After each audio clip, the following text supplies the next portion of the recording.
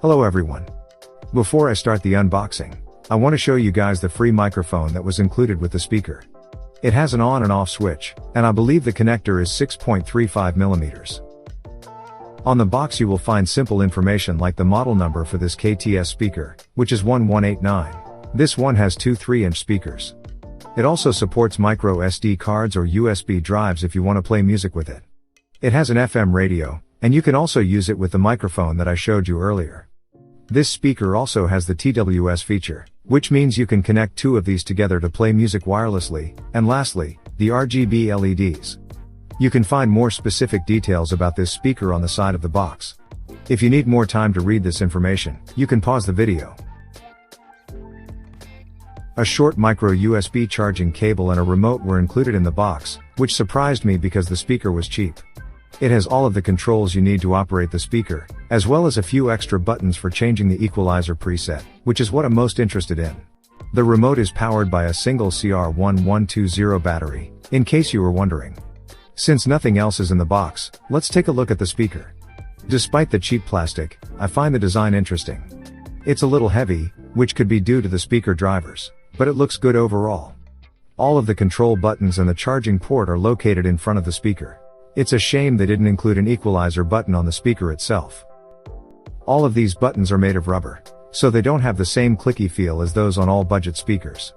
The speaker port is located below the controls, so it is not a real tweeter.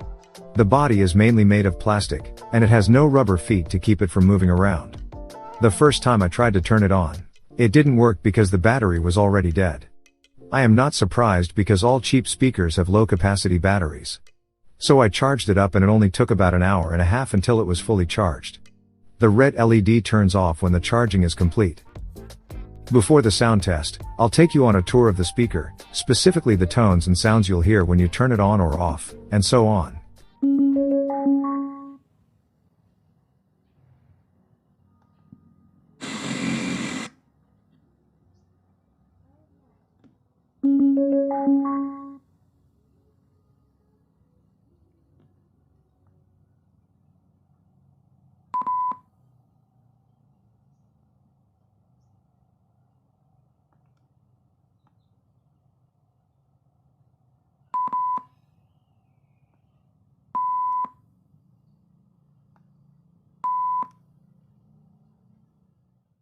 Okay, here's the audio test.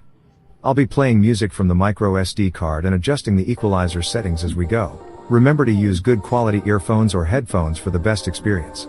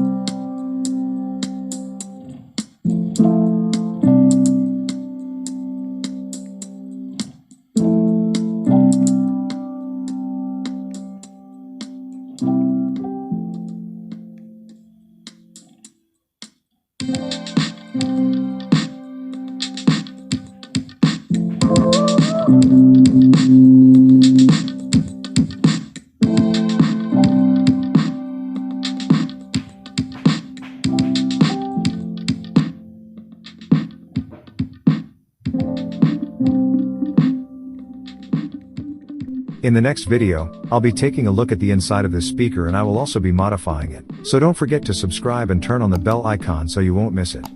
Anyway, thanks for watching, and I'll catch you guys in the next video. Peace.